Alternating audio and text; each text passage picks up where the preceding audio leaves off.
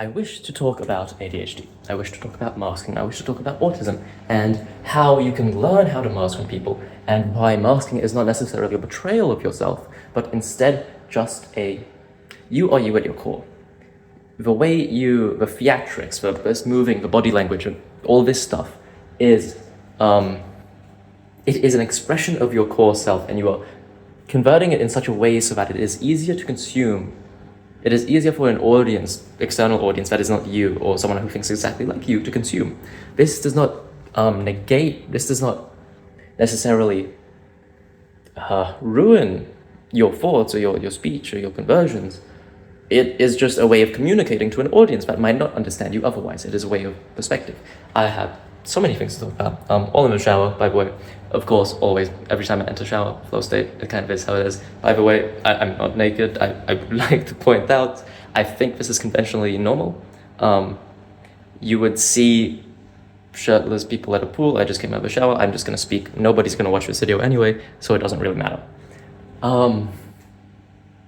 Yeah, that's my line of thinking. There might be something wrong with this line of thinking. I'm not sure what it is, but anyways. I want to talk, I had so many things to talk about.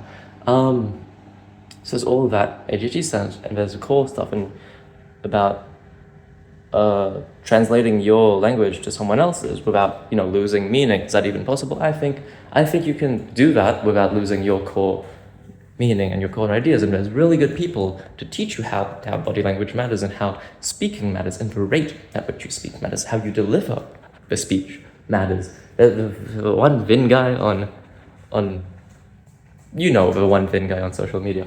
I ended up mirroring a lot of different people's features and little not charismatics, I forgot the word for it, little pieces of them that they use. Like Styropyro does this one, I don't want to show too much.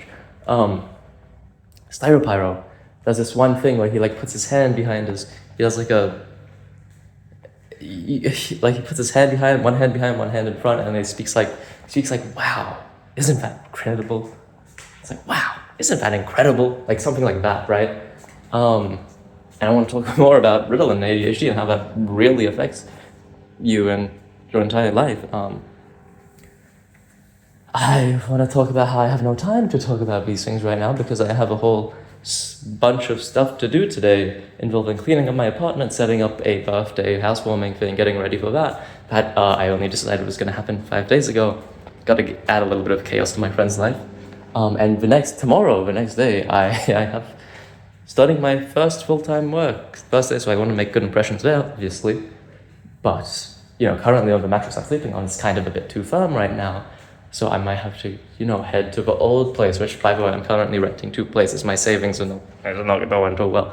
I'm in the process of getting the other one rented out, so I can finally have a bit of breathing room.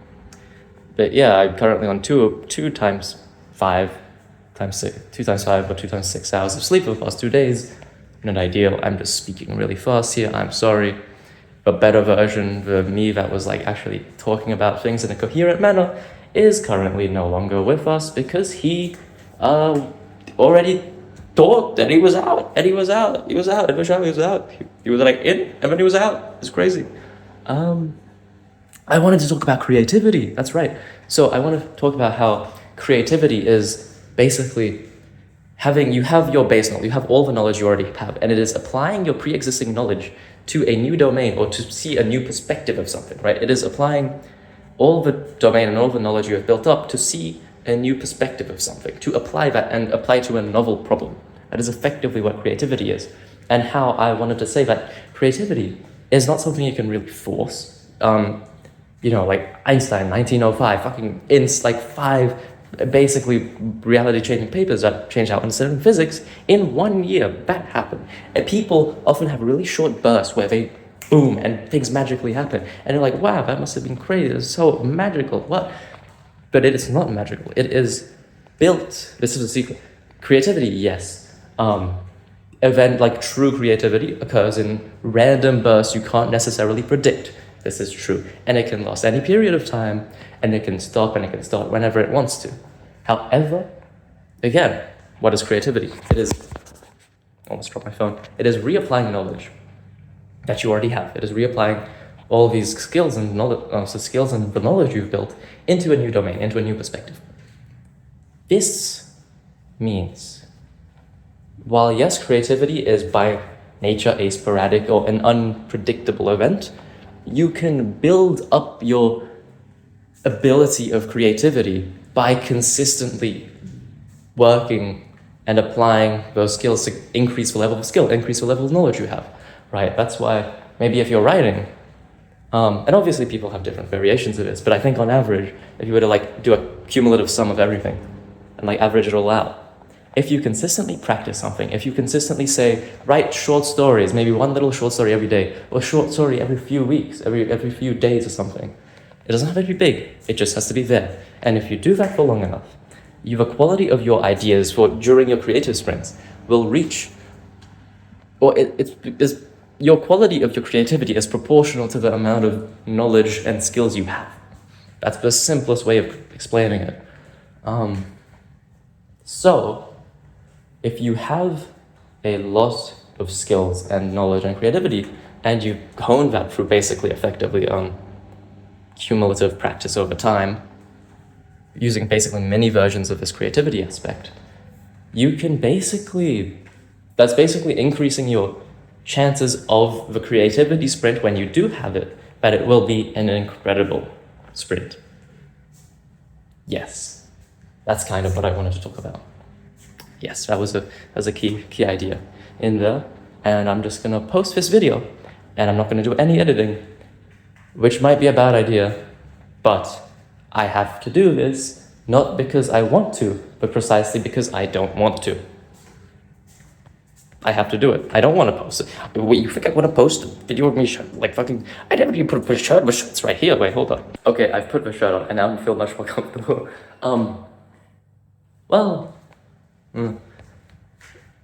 I have to post it. Why? Because I don't want to post it. And at the end of the day, nobody's really gonna look at it. Nobody's gonna judge it. Nobody's gonna care. If I ever get famous, I don't know. The point in doing this is not for fame. It is to love the pursuit, right? And this is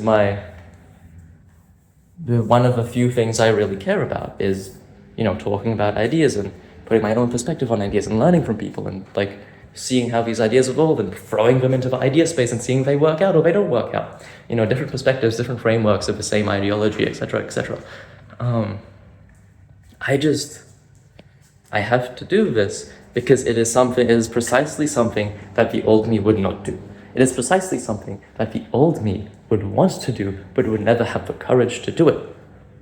I don't want to fucking post a picture, like a video of me shirtless on the internet, but I'm going to, because, and it's a non-edited video, which is probably a really bad idea. I might go back and edit it later, but for now, I'm just going to post it.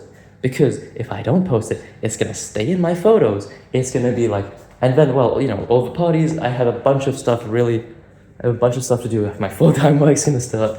I'm going to have to continue setting up my apartment. I'm not going to end up editing this video for a while unless I explicitly give myself time to edit it. Is that going to happen? Who knows? Am I going to trust that? No. Never trust yourself when it comes to you saying, oh, I'm going to do this task later. Generally, that doesn't. Different things happen. In fact, the first thing I was meant to do after I shower was to eat a pear. I have not eaten the pear. I went out and I did this immediately because I just had to. So, there you have it. I also want to point out that I feel like the mindset I have now after I've been kicked out is the mindset that the old me thought he had, but did not even have anything remotely close to. I don't know how to explain the mindset I have right now, but it's like my soul and my body and my thoughts are all aligned in the same direction as my spirit. What I actually want to do with my life, it's aligned. That's how I feel right now. And I feel like I just have to keep moving in this direction, and it doesn't matter what I feel about it. I just have to move. I have to keep moving, right? Because the best way to learn, the best way to get better at something, the best way to learn a skill, even like this, even just getting better at videos and talking and shit, is by doing the thing. This isn't an optimal video at all. I've talked about like 4 topics, literally like 4 topics in this one video. But I'm going to post it. I'm not going to separate it because that's going to take time. And I'm not going to do all that because 1, the time, 2, the fucking time and effort, which I know I'm not going to do that because I've literally done multiple videos in the past and it's just sitting in my photos. It's just sitting in my gallery. And it's not uploaded because I'm like, oh, I'll edit it and make it nice. Not happening. Not happening. You know, like, I don't even remember what videos I made, and I'm gonna end up probably just talking about them again and like remaking them, but better anyways. So why not just post it? Nobody's gonna watch. Once it's off my thing, I don't have to worry about storage space. So you just gotta do things, man. You just have to do things. If you live your whole life not doing something because of shame, you are just wasting time. And time is not granted it is not a right for you to have time. It is a privilege. At any given moment, there is a death distribution that you are walking towards, right? Every single moment, you are walking towards a death distribution. And there's a percentage chance at any given point you just die. Just die. If you're 21, it's really low, but as you get older and older and older, the cumulative percentage of death by age only goes up. It never goes down. At some point, you are going to die. It's a decent mindset to have, so it actually gets you to do shit, right? Obviously, you can, do the expected reward based on the current distribution of the chance of you dying right now versus whatever to try to find, however you want to live. Yeah. Also, optimal stopping theory. If you don't know what that is, you should go look into it. It's pretty cool. Basically, at 1/e percentage, this is about 37%. Say you want to inspect 100 houses.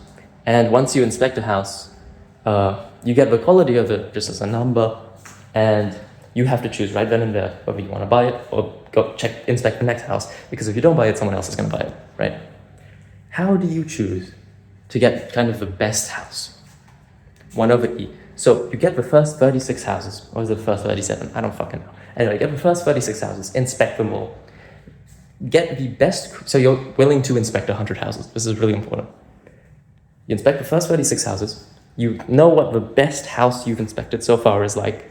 So the next house you inspect that is better than that one, you take. So as the 37th house is better, take it. The 38th house is better, take it. The 70th house is better than, the 36th, the one in that thing, you take it. You take the next best house you find after the first 36. That's basically optimal stopping theory. You can go read more about it, but cool. It's fun to apply to stuff, I'm probably going to apply it to my dating life. So you select a maximum number of people you're basically willing to seriously date within your lifetime, and you say, okay, after 1/e percentage, the next best one, I'm just going to fucking stick to. Because, what the fuck? Yeah. Just, maybe don't hop into... it'll be fine. It'll be fine. Anyways, I'm going to go now because it's been almost 14 minutes. I just missed 13:37. I could have made this a 13:37 video. I'm just yapping now. I'm sorry. Goodbye. I'll see you soon, hopefully.